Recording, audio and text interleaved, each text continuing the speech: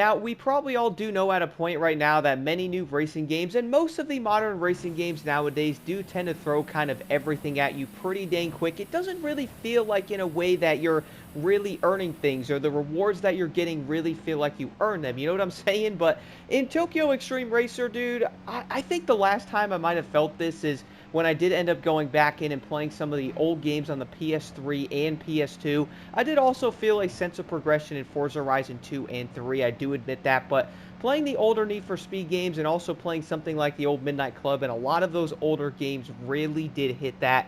And I really do think if newer games tried to follow that, I think it would do great. But y'all know what's hilarious, though, and I also want to know your thoughts. I kind of wonder, though, if maybe this type of progression might push people away, dude. And you know what? That probably sounds hilarious, but at the same time, it kind of doesn't. Because here's the thing. Tokyo Xtreme Racer is going to be a slow type of progression. You will start out slow in this game. Getting BP takes some time. Getting money will take some time in the first stage of the game. You will probably struggle in racing. And if you're like me, you probably did end up putting on the challenge mode because I'm like, you know what? Why not? I kind of want the game to be more difficult. And it definitely shows that, dude. I'm not going to lie. I have lost a good amount of race. I think I've lost 18 of them. Some of the rivals I was going against, I'd be like, I can beat them, but no, I would end up losing. And then the funny part is I would go into the garage, change my tires, add a part, and still lose to that racer, bro. I'm like, all right, well, you know what? Let me go beat some of the other racers. Let me get some more money. Let me maybe upgrade this car a little bit more. And you really have to go earn that money as well, because you have to go race all of the other rivals and get that money and also the BP points that you can then use to get better upgrade parts that you can then put into your vehicle that you will need money for, and you will pretty much have to progress every step of the way. And I really do think having that type of design system to where it really might end up, not in a way of punishing you, but making you really go, okay, well, you know what? You're not getting a car every 10 minutes, or you're not getting all kinds of new vehicles. You will have to use one or two vehicles for a good amount of time and level that thing up.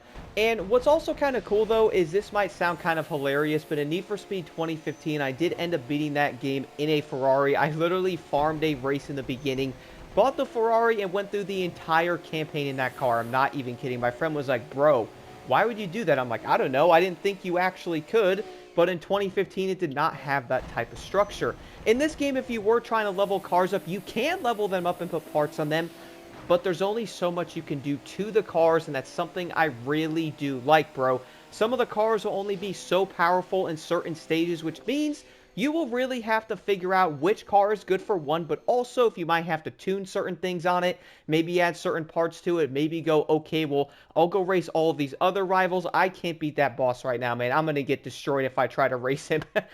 I'm going to be real here. I encountered multiple bosses in this game where I basically raced them once, got destroyed, and was like, yeah, no, I can't do this right now. I have to go do these other races, get more perks unlocked, different things for tuning. That way I can buy some parts. So I did other, rivals, race them, beat some of the bosses over there. Some of the team leaders got more points and all that. Went in, got different things, and really felt like I was earning stuff. Is that kind of sad that a lot of games nowadays just don't really have this feeling? And I've been noticing it so much in this game. It's not just going to give you all kinds of rewards and stuff. No, you will have to go out there, race, really get that. And it's almost like okay, well, you're not going to get, okay, you participated in this race. You are a good one. Here are some parts, and here's a bunch of money. Here's a new car for you. No, you will go beat these races. Then you'll have to go beat more to get better stuff for your vehicle. But your vehicle's only so strong at certain points. I mean, heck, I might even make a video about how this game is difficult, because I've been seeing a lot of people saying stuff about that in challenge mode on how some racers are really tough and some things really won't just hold your hand or go, okay, you got this. Could you go in easy mode? 100%, guys. Nothing wrong with having a fun time. But if you like enjoying a challenge, though, challenge mode will definitely do that for you. And the entire time you're in there, you will have to progress through all the perk options, everything else, buying the things you need, using your BP points and all that, really going, okay, I need this, I can't buy that, I don't need that right now. For me, I was kind of focusing on the upgrade part, where I would get more money from consecutive wins or more money from different things in the races, which helped me tremendously.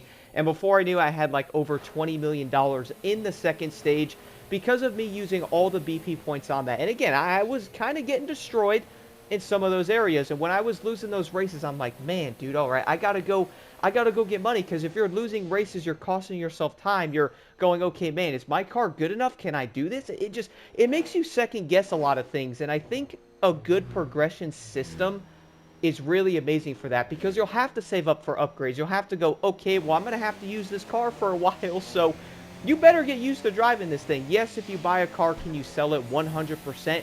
But it doesn't sell for how much you got it for, at least until later on when you can't get that unlock thing on, in the tree. But in the beginning, though, if you do end up buying a car you probably don't want, or maybe you buy it, put some upgrades, and it's still not all that great, you will still have to use that car and kind of just deal with it. You kind of have to get attached to that vehicle, and you'll pretty much have to improve and get better with it. Go, okay, well, if I get nitrous for this, if I'm better in cornering in this area, if I approach better, if I brake here, you'll really get satisfied with the cars you're using, because you have to progress in that vehicle, getting better things for, in order to get farther into the game and beat more racers. So you kind of do not have a choice. And all that stuff, to me, though, kind of all pays off eventually. You know what I'm saying? And also another thing on top of that, where you are having to really save up for different things, or kind of pick your rivals and go, okay, I could beat this car, I can't beat that one. Let me go over here and race these. Maybe I can get some more money so I can then get some BP to buy this part. Then you'll end up being able to upgrade your vehicle. What's funny about that is sometimes these smallest little improvements actually are noticeable in this game. And I've really noticed that if you tune your vehicle with, let's say, a better transmission upgrade, or a better power unit, or better tires, or a better body upgrade to where it makes your car lighter. Funny part is, one of my vehicles I was using a good amount was the older Toyota Supra, the 2.5 twin turbo. By the way, guys, I love that car. I think it's awesome. I also love the 97 Supra, or the 98 196. Attack me if you want, but they're just amazing cars. I've seen them in person. I've been in a few of them. I could see why Supras are so loved. But either way, though, when I was using the 2.5, the older turboed one, I was struggling on one of the races, and I went into my tuning menu and realized I did not put the body upgrade on the vehicle. And guess what? I added that, and I then beat the racer right after that, even though it costed like $1.2 million to add it to the vehicle. That one small little thing gave me the edge I needed to beat that boss, which then, guess what? That progressed me to the next point, which got me more upgrades, made my car faster, and it really did feel amazing. It gave me a full sense of, oh, wow, I'm doing this. I am literally earning everything I'm doing right now. I'm getting better upgrades, and you are struggling, but once you beat them, it feels so dang amazing. Kind of like when you're playing Elden Ring or a Dark Souls game, and you spend like 2 hours on a boss fight, and you finally beat it. It's that type of feeling, and I'm really getting that a lot when playing Tokyo Xtreme. I really am. It's the kind of feeling that you probably want to get in a racing game. But as I said before, I kind of wonder if this type of progression might not sit with everybody, though. You know what I'm saying? Because so many people are used to getting things faster in the games nowadays. I kind of wonder if people can deal with the slower type of progression that Tokyo has. The funny part is, once you do end up getting through stage 1 into the second stage of the game, things will end up picking up more. You get more BP per race. You also will get a lot more per bosses, and you'll get a lot more money if you add the perks and all that. So you can definitely make things a little bit quicker, speed it up, get some different cars and mess around. And y'all know what's kind of interesting about that is, this will probably sound insanely crazy, but I was actually enjoying the fact I was struggling in the beginning of this game, okay? I was happy that I was not getting all the cars like handed to me, upgrades for them. I was glad that I had to go do races, hand pick which tunes or which things I wanted to pick with my BP points in the beginning. And also, still in stage 2, you still have to be careful what you're doing, but you're also learning that what upgrades can help you get things quicker, or do what you have to do, and you'll progress a little bit faster in certain places. And I kind of think being able to struggle like that is kind of important in a way, because you will learn so much more in a lot of areas. And then the amazing part, though, is once you keep putting in the effort, you really keep going at it, you will eventually beat the racers you were struggling with. I mean, heck, one thing I was doing is, in some of the loops the racers would go, if I was struggling in some places with them because of my car, I would kind of wait for them to be somewhere else, and then I'd go there and race them there so they wouldn't get to that part of the road or something like that. And those little things are things you are learning that will help you beat that eventually to get to the next part.